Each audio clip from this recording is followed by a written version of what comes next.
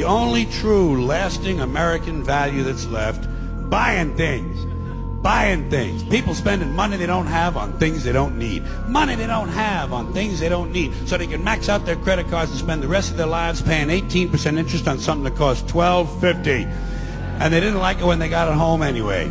Not too bright, folks. Not too fucking bright. But if you talk to one of them about this, if you isolate one of them, you sit them down rationally, and you talk to them about the low IQs and the dumb behavior and the bad decisions, right away they start talking about education. That's the big answer to everything. Education. They say we need more money for education. We need more books, more teachers, more classrooms, more schools. We need more testing for the kids. You say to them, well, you know, we've tried all of that, and the kids still can't pass the test. You say, oh, don't you worry about that. We're going to lower the passing grades.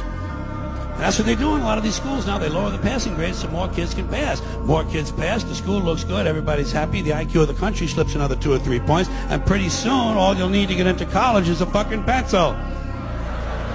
Got a pencil? Get the fuck in there. It's physics. Then everyone wonders why 17 other countries graduate more scientists than we do. Education. Politicians know that word. They use it on you. Politicians have traditionally hidden behind 3 things: the flag, the Bible, and children. No child left behind. No child left behind. Oh, really? Well, it wasn't long ago you were talking about giving kids a head start. Head start, left behind. Someone's losing fucking ground here. But there's a reason. There's a reason. There's a reason for this. There's a reason education sucks, and it's the same reason that it will never, ever, ever be fixed. It's never going to get any better. Don't look for it. Be happy with what you got. Because the owners of this country don't want that. I'm talking about the real owners now. The real owners, the big wealthy business interests that control things and make all the important decisions. Forget the politicians. The politicians are put there to give you the idea that you have freedom of choice. You don't. You have no choice. You have owners. They own you. They own everything. They own all the important land. They own and control the corporations. They've long since bought and paid for the Senate, the Congress, the state houses, the city halls. They got the judges in their back pockets. And they own all the big media companies, so they control just about all of the news and information you get to hear. They got you by the balls. They spend billions of dollars every year lobbying to get what they want. Well, we know what they want. They want more for themselves and less for everybody else. But I'll tell you what they don't want. They don't want a population of citizens capable of critical thinking. They don't want well-informed, well-educated people capable of critical thinking. They're not interested in that. That doesn't help them. That's against their interest. That's right. They don't want people who are smart enough to sit around the kitchen table and figure out how badly they're getting fucked by a system that threw them overboard 30 fucking years ago. They don't want that. You know what they want? They want obedient workers.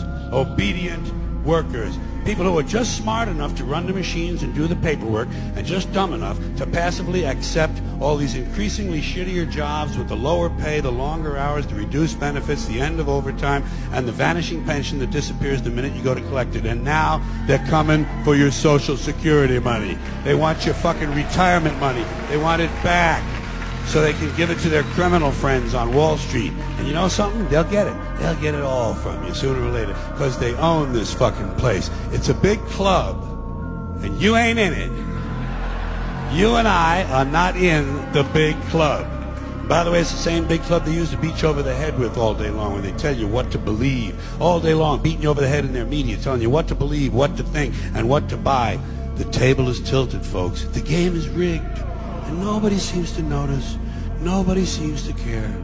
Good, honest, hard-working people, white collar, blue collar, doesn't matter what color shirt you have on. Good, honest, hard-working people continue. These are people of modest means. Continue to elect these rich cocksuckers who don't give a fuck about them. They don't give a fuck about you. They don't give a fuck about you. They don't care about you at all. At all. At all. Man. You know?